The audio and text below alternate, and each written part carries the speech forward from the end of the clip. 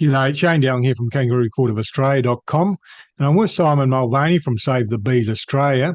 We did a video a while ago in relation to the Varroa Mite and the impact it's having on the Australian bee industry, but it's probably time for an update and exactly what the situation is. So Simon, can you it's probably worth starting at the beginning in relation to the Varroa Mite problem and sort of building up to where we're at the moment. I'll give a brief introduction, and about a year ago we spoke.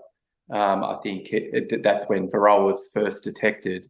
We might have glanced over, we were sort of inquiring where Varroa might have come from, how it got here.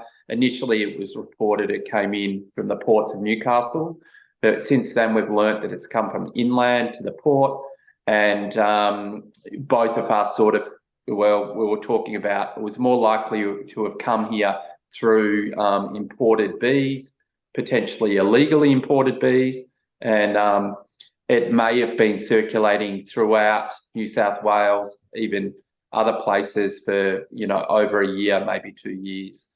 So the initial desperation to eradicate the mite may have worked if it was just in one or a couple of locations. But now we have it in, I think, 160 locations. And unfortunately, another thing that they've done through the last year is they're allowed commercial beekeepers to move their hives throughout New South Wales. And last week, there was a case where one of these commercial beekeepers found the mite near Wodonga. I think that's near Orange, near Orange. And in that area, there's a heap of commercial beekeepers.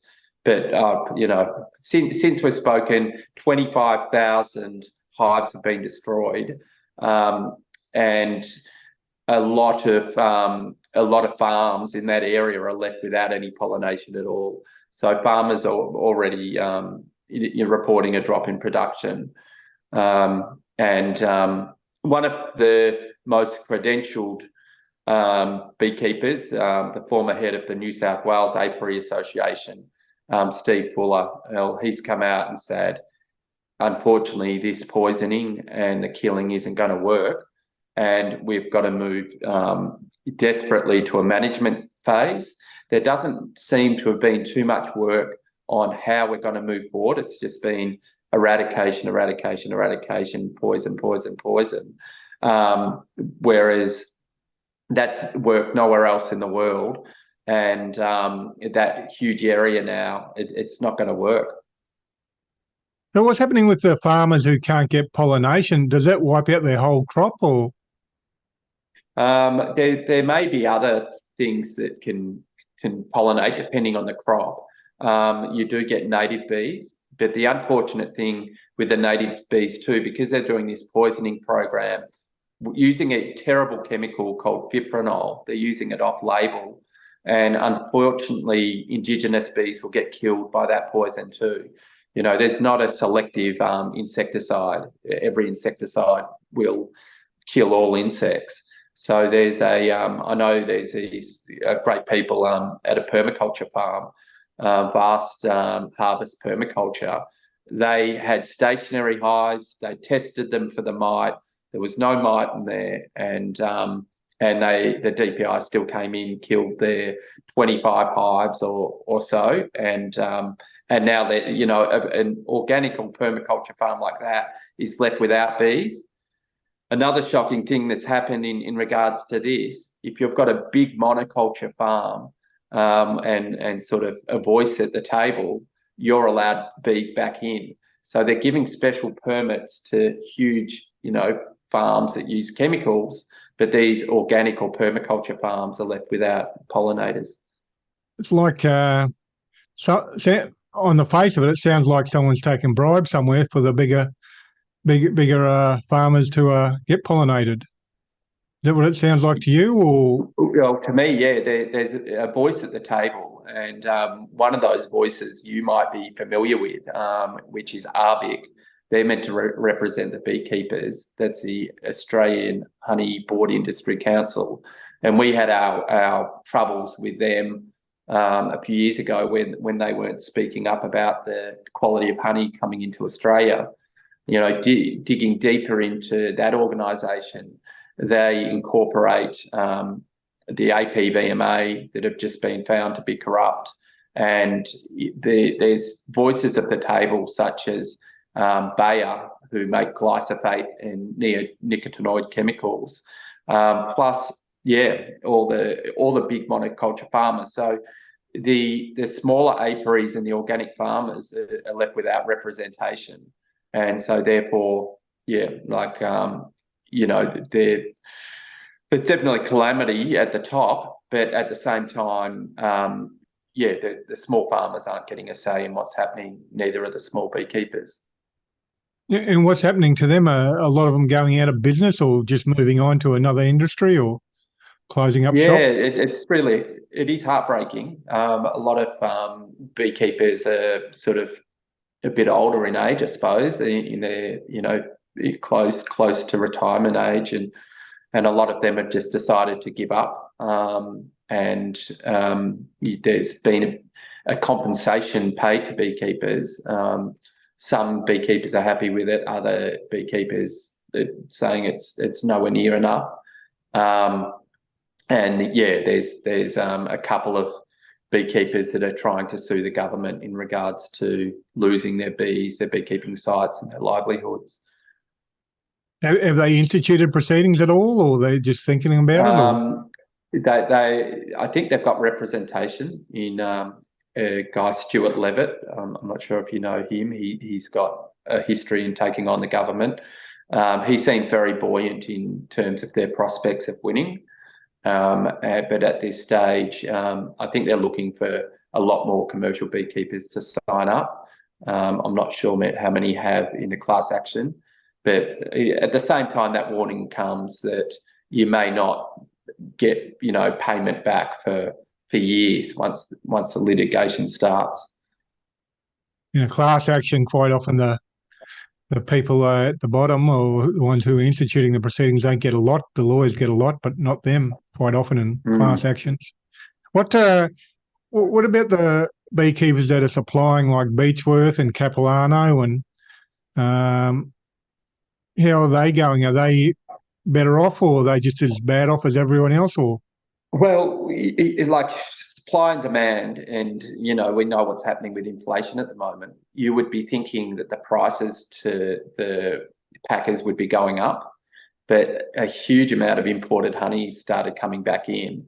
And it's no secret that Capilano are the ones, or the former Capilano, they've changed their name to Hive and Wellness, are bringing in the imported honey for $2 a kilo. So I've just had recent reports of a lot of people who do supply Capilano being frustrated at not only the price of the honey, but also the fact that they're not taking honey when you would think that there'd be a higher demand for honey, seeing though, we've lost 25,000 hives or more.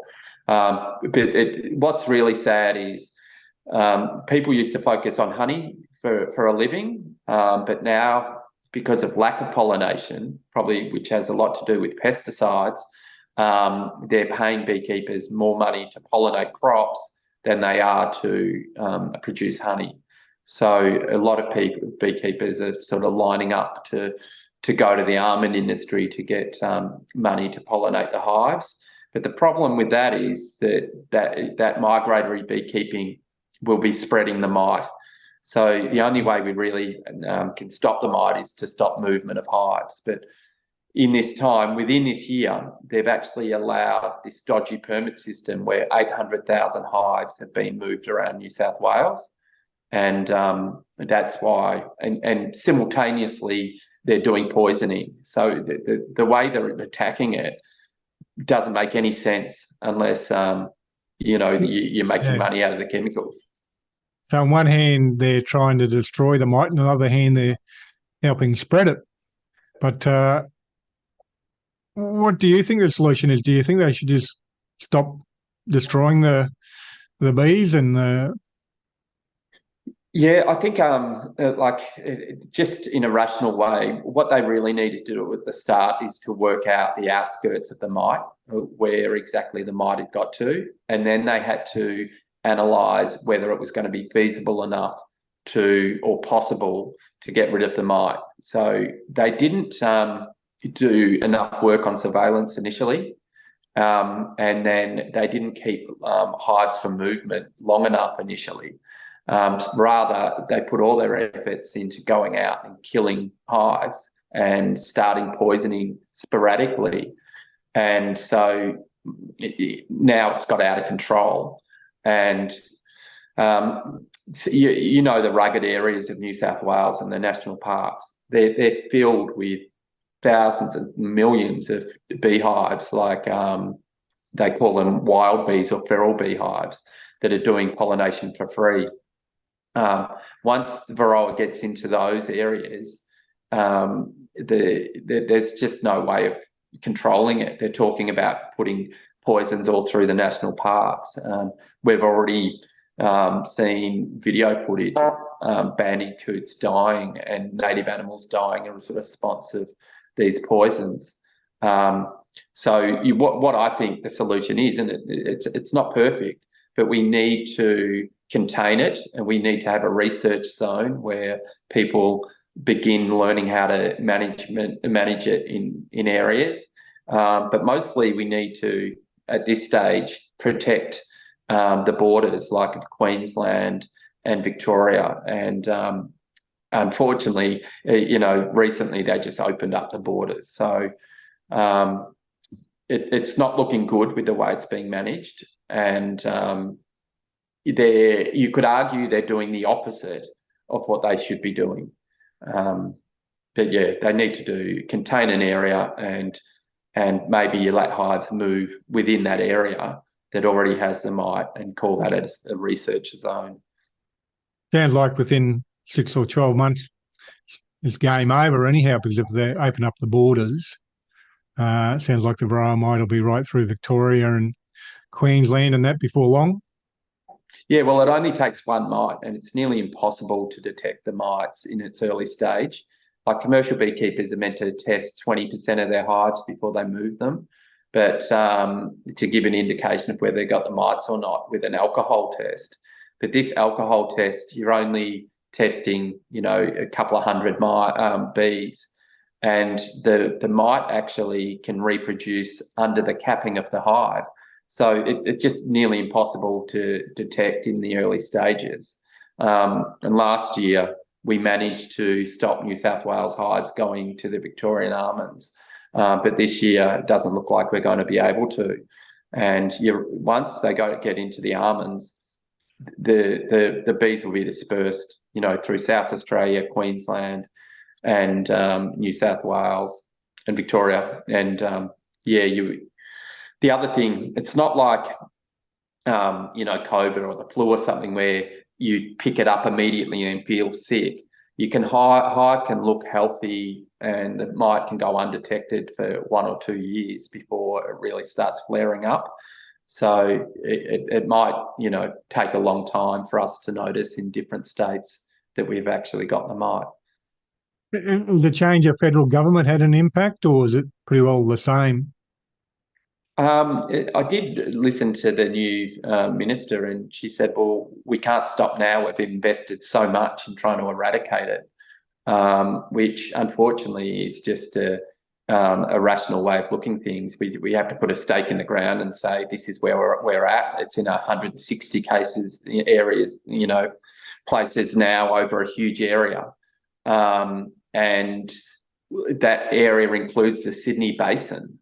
And that's a food basin and, very rugged area, I think, and a lot of Indigenous animals there. We can't possibly, contain it. And, if it's in Palm Beach and moving towards Sydney, are they going to put poisonous baits all throughout Sydney, and still not contain it? So, it's they've got to end the eradication.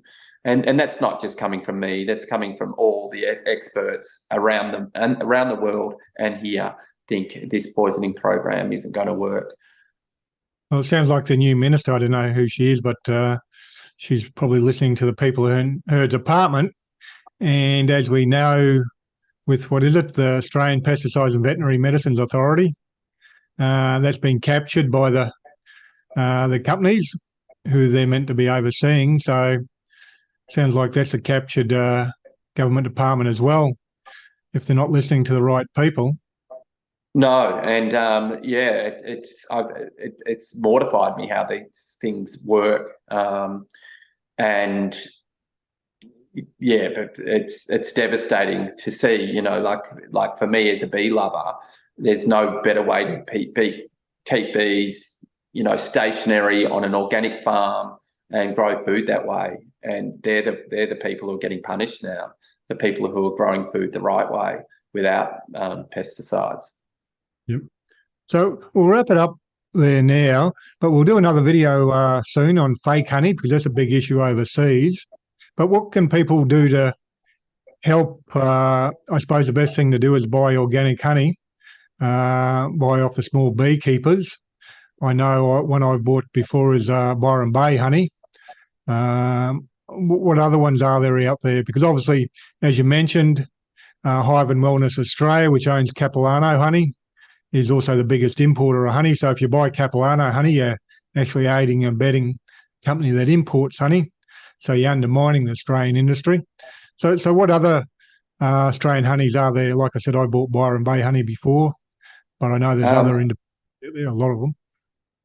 There's a lot of them, and one of the things that I've done over the journey is try to list them all on a list. And if you go to the website bethecure.com or type in honey map on Google, a honey map comes up and you put your postcode in and it will show you all the beekeepers in close proximity to you. And so that's one way people can support their local beekeepers and the people doing pollination for their areas. But you may even look on that map and have a look at a few of these people who have, lost their hives, and you could support them. Some of them probably still have honey that they're trying to sell. One good name on top of my head is Amber Drop Honey. They I think suffered bushfires and floods, and now they've lost half of their hives to the poisoning program. Yep. So people at home watching, if you support your local beekeeper, that does a lot of good for the industry and obviously the country as well, because a lot of the independents are struggling. And also it helps reduce the amount of imports that are being sold by Capilano or their parent company, Hive and Wellness. What's the big one that's fully imported at the moment? I can't even think of its name. Oh, the brand? Yeah, Cloverdale. Yeah, that's a big. And we could do a whole episode on Cloverdale, because people who are telling me the amount of imported honey that is coming in through Brisbane are gobsmacked. They're like, where is all this honey ended up? And we've both looked at the supermarket, and there is Cloverdale at all the supermarkets here. But what I've worked out through people writing to me overseas is that they're supplying all these Asian countries, and all these Asian countries think they're buying an Australian branded honey called Cloverdale, but it's actually imported honey being sold overseas. For the viewers at home watching, if you're at Woolworths and you're buying Cloverdale, that's actually owned by the same company, Capilano Honey, Hive and Wellness Australia. And if you have a look at the bottle, it says at least 10% Australian honey, which means 90% of it's from overseas. So you're supporting importing honey. And if you buy that, or if you buy Capilano honey, that they spend that money on importing even more honey and sell it by Cloverdale. So make sure you support your local beekeepers.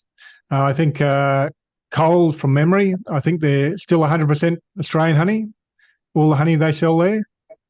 I'd have to double check that. I think they might have Cloverdale on their shelves too, unfortunately. Have they? Well, I'll go check sometime. Anyhow, we'll do another video on that in the next week or so on fake honey, because that's a big issue at the moment in Europe and also the US. Other than that, thank you for your time there, Simon. Yeah, we should probably also do another talk about the APVMA. And there's at some stage, there's two chemicals we were writing about quite a lot, which were neonicotinoids, which is a pesticide, and glyphosate, that's a herbicide. And the APVMA, I think part of the summary that's come out is that they haven't even looked at neonicotinoids for 20 years. And that's the pesticide that's been wiping out the bees in Europe and America, and has been banned in Europe. Yep, we'll do a video on that for sure. Okay, then thank you for your time. Thanks. Cheers, Shane. And as you just heard, I'll catch up with Simon Mulvaney over the next couple of weeks, do a couple more videos, one on fake honey that's sort of damaging the honey industry around the world, and also on pesticides and the damage that's doing to the honey industry here in Australia. And Kangaroo Court of Australia's independent media. I publish a website, YouTube channel, Facebook page and Twitter account, and I'm reliant on donations to keep on publishing, and I'm 100% crowdfunded from viewers like yourself, so please support my Patreon account. I'm currently sitting on 278 Patreons, donating $1,678 a month. And you can donate any amount, $3, $5, $10, $15, $20 a month, whatever suits your budget. It all helps out. And I really need to double that to become financially viable. So please support it. And please share this video on Facebook and Twitter, etc. Thank you for your time and have a good day.